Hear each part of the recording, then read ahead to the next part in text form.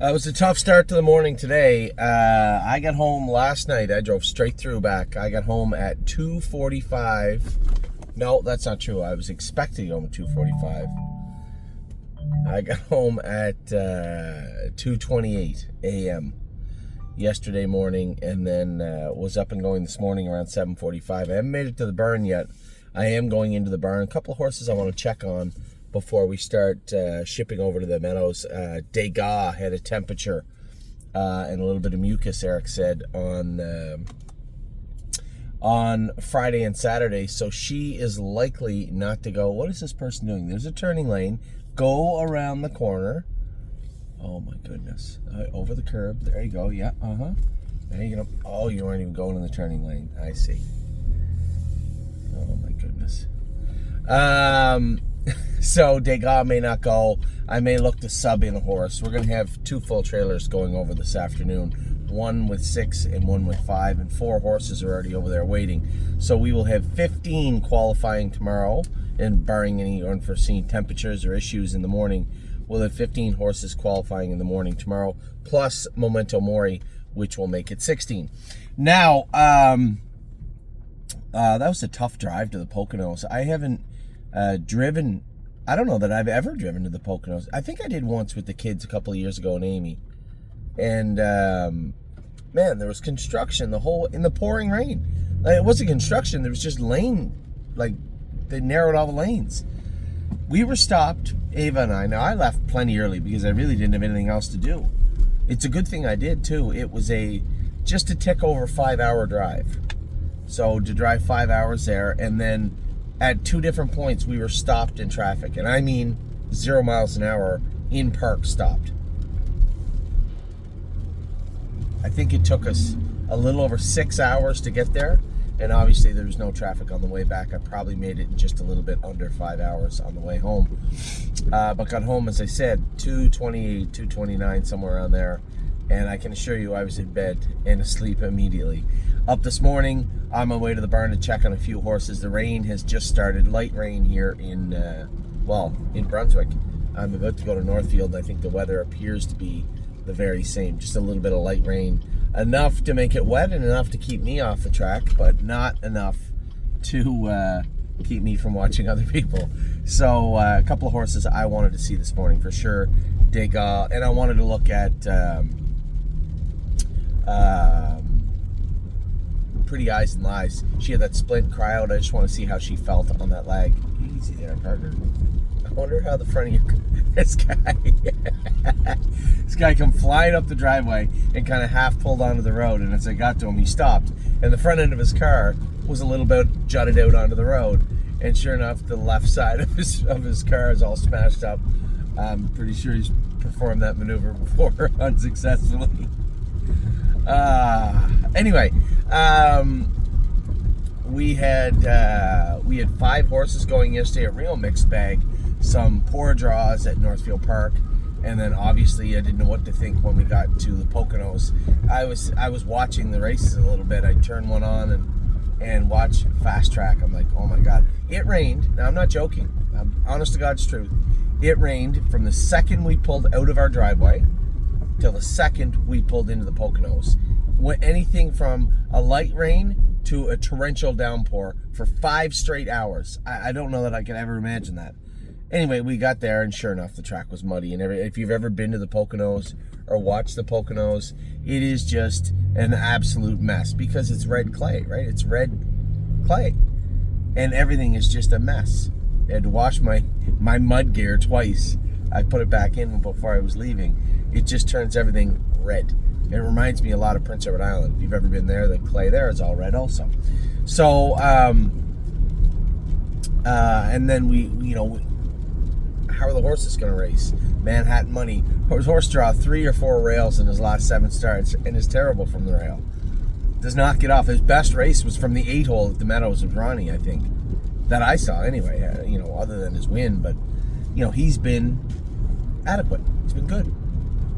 How would Arrowhead Hanover do? It was a stiff bunch, and Go Dog Go's making his first start back, and I know that Scotty told me Go Dog Go looked very impressive. in his qualifier.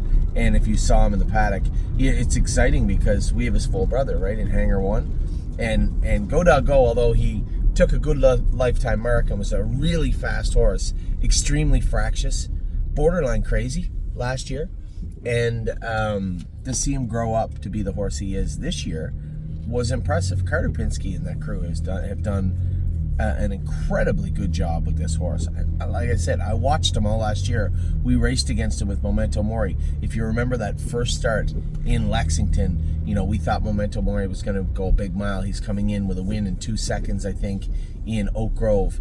And it looked like he was going to be good. Scotty got away at the back, and I'm like chewing my nails. And then Scotty went to fan out like 9 wide coming out of the turn, but this horse beat him to it. And Scotty had to wait for him to go by and follow him down the lane. I think we were second. And I'm like, oh my God.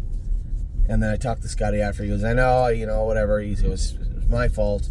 He said if there's any solace, it's that Carter Pinsky said that was his best horse. That was Go Dog Go. The horse, Memento Mori, everybody talked about him that day. He set that world record as a gelding in Lexington. And quite frankly, not as many people would have talked about him had Go Dog Go not made a break 2 races prior. 2 races before, Go Dog Go was going to, I think it was 2 or after, one or the other, he was going to win by about 7 in 50 in a piece and probably break the world record for stallions, 2-year-old stallions on a mile track. And he blew up coming out of the turn. He had them by like 3-4 lengths and he blew up. Made a break.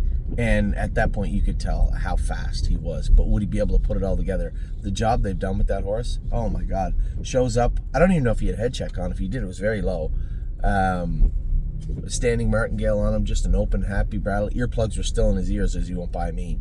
And I think, you know, quite frankly, had he not inhaled Arrowhead Hanover so quickly, I'm probably second. Because when a horse blows by you like that, it's kind of deflating, right? For the horse too. So they kind of shut down a little bit. Had he just kind of come up alongside me slowly and crept past me, I'm probably second. But he inhaled me coming out of the turn, and Arrowhead Hanover was like, come on, like what is this? And he kind of went to sleep. And Scotty picked me at the wire. And I mean just picked me at the wire. That was a huge mile. Now, the track there still stays fast when it's muddy, but it was muddy. I was covered in mud. And Little Horse trots in 53-2. Now, when you stand Arrowhead Hanover beside Go Dog Go, there is a distinct difference. One looks like an Adonis of an animal, much like you can see Hangar 1 is going to look like. The other guy's just this little Rudy, right? He's just medium-sized horse with this kind of scrappy look in his eyes, and it's just the nicest horse. Every year, you know, and I hear people a couple of times say they don't like the international monies. They've done so much for our barn, and they make the nicest horses, right? Arrowhead Hanover, Austral Hanover, another international money that I thought very, very highly of. Just that meat and potatoes, lovable, likable horse. That's Arrowhead Hanover, and he raced huge last night. It was funny. I got a message from one of our partners, and he said, when I saw you move him early, I thought maybe that's not, I didn't really know about that move. And I said, well, I did. If there was anything I was certain of, it was that move. As we're going around the first turn, Scotty's on the front. I'm second favorite. Scotty's third favorite. Now, the odds are a bit skewed now because all the late money comes in on Go Dog Go. He's like 1-5, 2-5, whatever he was, and warranted. Horse looked great in the post. His body language in the post parade was very good. And then Scotty wheels up alongside me and says, just so you know, that Go Dog Go looked like a killer in the qualifier. I said, yeah, he looks like a killer out here too. He looks good. So I'm thinking, he's the horse to beat. I get away in the 3-hole, and Arrowhead Hanover got out good. The funny thing about Arrow is he's not a sprinter, right? For a little horse, especially horses, we're generally known horses can get off the gate. They're very versatile, and he is, but he'll never sprint. Like you might see 27 in a piece, but it won't be just blinding speed off the car. It's just kind of, you got to let him grind out of there. And it's the same. Last quarters are always around 28 seconds. No 27s. That's just Arrow, right? That's just it. And he'll get better. I said to Tim last night, we can start letting those hobbles out again. The horse looked very, very good tonight and felt great. Just caught a tough division. If we race in either of the other 2 divisions, I win. I'm sure of it. So Arrowhead Hanover, when I moved him, Scotty's on the front. I know Go Dog Go's behind me. I'm not towing him into the winner's circle. Right? You expect me to sit there, wait for him to gingerly move to the outside, flush me first over. I'm going to do all the heavy lifting. I'm going to carry all the water, and he's just going to crush me coming out of the turn. That's a hard no. I'm not going to do that. So I made a decision. I knew there was a slim chance. Why would Scotty, even if Scotty and I weren't friends, why would he tussle with me when I'm second favorite? And I know I can see Yannick looking over his shoulder. He's thinking of removing Cheers Hanover also. So as soon as Yannick looks and then looks back ahead, I come with him right away. I don't want Yannick getting out in front of me with Cheers Hanover. So I move Arrowhead Hanover to the front. I thought, if there was ever the right move, it's that one. I still got to deal with Go Dog Go, but I'm in the best place I can be to be second. Now, I don't know that Cheers Hanover is going to make a break, and that's probably why Yannick was looking over his shoulder. Maybe he interferes, maybe he got out of gear, maybe he just wanted to remove him to the front and let him settle. And my biggest fear was knowing that Arrowhead Hanover isn't really a hardcore sprinter. If Yannick makes the front with a full head of steam, there's always that chance he's not going to release me. We all have to worry about Go Dog Go, but we all want to be second also. And Go Dog Go can make a break. This is still the horse from last year. There's nothing stopping him from tipping over at any point. I just thought it was the right move to make, and I still think 100% it was. I think the only thing that cost us second was Go Dog Go thumping us coming out of the turn. If he doesn't just blow right by me, if he coasts right past me, I think we're fine. Anyway, it didn't work out that way. He did jump on us. I didn't end up second. I got picked for second. But what an incredibly huge mile from Arrowhead Hanover, and take nothing away. The horse that I saw last night, Go Dog Go, that's a Hambletonian horse. That is a absolute Adonis of an animal. And when he was moving, never even remotely reached for the earplugs. Never even stirred him up. I kind of looked out of the corner of my eye, and he was just like, I got you. There's nothing you can do about it. And he just kind of drove away. And that's kind of how he looked. And make no mistake, the least amount of times we face Go Dog Go, the much better we'll be for the rest of the year. But take nothing away from Arrowhead Hanover. The horse looked absolutely fantastic last night. Great job to Dean and Tim. Jason was there. Petrie helping out. Everybody has the horse good, right? You can't ask him to be better than that. So, how'd the rest of our day go? Roser and AJ was good, second and 56. Somebody said, well, hopefully he races good a few times there. We can get him in Mohawk. He's not going to Belt Mohawk for us probably ever again. And as far as the Meadows goes, he's not good enough for the condition claimer at the Meadows right now, and he proved he isn't at Northfield. So Bangor is the place he's going to be for the foreseeable future. I know he raced for $40-some. That purse will get a little bit higher up and on throughout the summer, but it isn't what we're racing for. It's what we get, right? Get as much as we can get. And you're not going to get very much with him right now. But this is what happens when you have a coward, right? And I'm not just necessarily attacking him. A little bit. I'm a little frustrated when I see a horse not put in a true effort, not fight a little bit. And it is frustrating to me. But, listen, all sports of all kinds are full of the kind ofs, right? I'm kind of going to try as hard as I can. I'm kind of going to go the extra mile. And it's kind of what I'm talking to with my children, right? And I said this a long time ago, and a couple of people have messaged me about it because maybe they didn't understand, maybe I didn't articulate it well. I don't ride my son hard, right? You got to do this, you got to do that, and I understand. I see some of the parents at ball games boil over, and I try not to, and I don't, because I feel, and Amy and I both feel, that our kids are going to see, we're going to lead by example, and we go the extra mile. I could have just sulked and got a hotel room, went to bed last night. No, I drove home. I wanted to get up in the morning. I wanted to get to the barn. And I want my daughter to see that. And she sleeps in till probably 11:30 and wakes up and wonders, how I get up at 48 years old this morning, because that's my job. And I expect the same effort from my kids as I do from the horses and our employees and everybody else. And when I see a horse like AJ, you guys know that. He's wasted talent, right? He's a horse that could be a really good horse and has decided he's just going to be an okay horse. Okay, fine. We can work with that.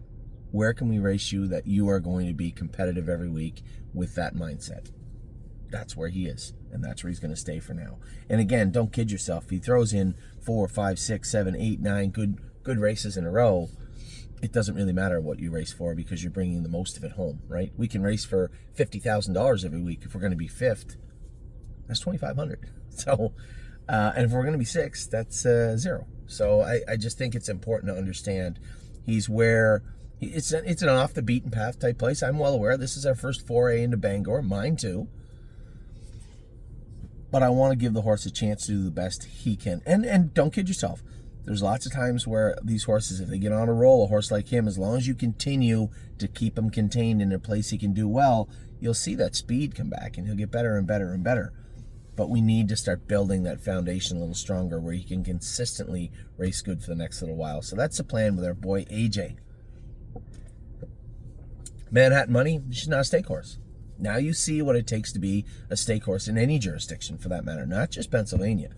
Fifth best in the second or third best division of the Stallion Series. He's not a stake horse. He'll race in the numbers of 3. He can race in the condition claimer at Northfield. He can race in the numbers of 4 up to 5. He'll get better and better and better, and he'll be a useful horse. But I'm not ripping down to Poconos 5 hours away to get my head beat in by 4 different horses. And you might say, well, he doesn't like the mud and he had the flip-flops. Sure, we can make excuses for him. So he's like the 13th best Stallion Series horse instead of like the 4th best. I don't like going anywhere knowing I likely can't win, and especially when you're only racing for $20,000. It's not like he's racing for $65,000 every week. Like Arrowhead Hanover, those purses are diminished too, if you noticed. They put more money into the final and took it out of the sire stakes. So we raced for 52 when normally we race for 65 or 70, I think. Maybe I'm a little wrong with the numbers, but they're definitely diminished. And, to go out and get beat ahead, to be a competitor, well, that's different. It sucks when you show up and you have to race against Go Dog Go. But Go Dog Go still has to go out and win the race, right? And if we put in the best race we can and he throws in a clunker once in a while, we're going to win. If we miss him, we got a good shot to win. We're also eligible to the Beal. If we get in the BLB division and we miss Old Doggy, guess what? Arrowhead Hanover's got a real good shot. And Go Dog Go's, there's plenty of Go Dog Go's out there. There's 2 or 3 in Pennsylvania waiting for us. The other 2 divisions might have went slower. They look good. Sources still look good. So Manhattan Money is just understanding what he is and he isn't. It's not the same as AJ because I know if I put Manhattan Money in where he is 8 to 5, he is going to race like he's 8 to 5 every week. Where AJ gets beat up a little bit, all of a sudden 8 to 5 becomes 8 to 1. And on a bad day, it might be 80 to 1. But that's just the difference in the horses. So Manhattan Money, understanding we're not going to Philadelphia with Manhattan Money. We'll race in the Meadows maybe when they come back to the Meadows, but there'll be no trips to Philadelphia for Manhattan Money, and there's nothing wrong with that. That should be a feather in our cap. We can race in the numbers of 3 that week and race for a little more than half of what they race for in the Stallion Series, not pay a starting fee, and actually be competitive. So that is where we're at with Manhattan Money. Arrowhead Hanover, I talked with him. Spitfire, tough horse to drive. And honestly, even if it wasn't a tough horse to drive, that was just nothing you can do with that trip. And that's not Tyler's fault. He had the 6th hole, got away 7th. The second over horse is backing up in front of him the whole middle 3/8. If he had got Spitfire rolling coming out of the backstretch turn, maybe. But again, he's a little bumpier last night. Track was a little hard from the night before, probably. Maybe he needs a little vet work done. But being 3rd, 4th over on a half-mile track, I don't care who you are. It's tough sledding. So we'll look for a better draw with him next week.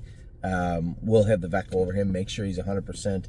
And I think one of these nights, he doesn't act the same at Northfield as he does at other tracks. I think I can get him to the front one of these nights.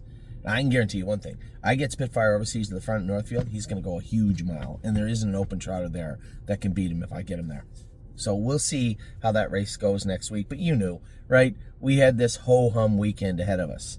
You could see how things were shaping up. Even on Friday, betcha, Edgegear makes a break. Looks like money. I didn't race him as hard as I should have. Texong Soprano raced good, but again, outside post. Patrick DePrana, outside post, just gets beat for 2nd. A great drive by Sean Johnson on him. Rock Shining Star, first over. What he pays like 50-2 first over. Raced good. And then you had Trosa, raced good. Did show a little bit of blood. He's done now. until he's going to be done now till the latter part of the summer. You just got to clean him up. You know, when the allergies go away, he's going to be a killer. There's no two ways about that. But need to give him a little time off. Rose Run AJ, race good. Finished second in 56 on a half-mile track in Bangor. Neptune, outside post. Can't really blame him. We didn't talk about Neptune. Horse race good. Got up for 5th and raced pretty good, actually, for a mile and 53 at Northfield. I thought the horse raced well, finishing 5th. So good job by Tyler there. Manhattan Money did all he could. Finished 5th and trotted 56 in the mud. Arrowhead Hanover was awesome. Spitfire Overseas, again, victim of the trip. So the weekend, we didn't do bad. I think we did exactly what we thought we would do, right? I did anyway. I wasn't surprised with anybody. Happily surprised with some horses and not really disappointed with any. So with that, I'm going to let you go. That's your Monday morning video. It is raining right now. I had to go back to the house. I had to grab, Amy needs contacts. So I told her I would go and pick her up some contacts. I need the box because I don't know what the hell she wears. So I hope you guys are having a good start to your week. Gloomy, rainy day, but what are you going to do? We'll race our boy tonight, Blue Ventura, JK Victory, and Delicious Stone. I'm a late start tonight and a late finish, but that's okay. Early start tomorrow. Tomorrow it's going to be nice out, a low chance of rain at the Meadows, and 15 horses going postward. It should be a great morning. I'll be up early tomorrow, I can tell you that. Take care. I will talk to you all soon. Have a great start to your week.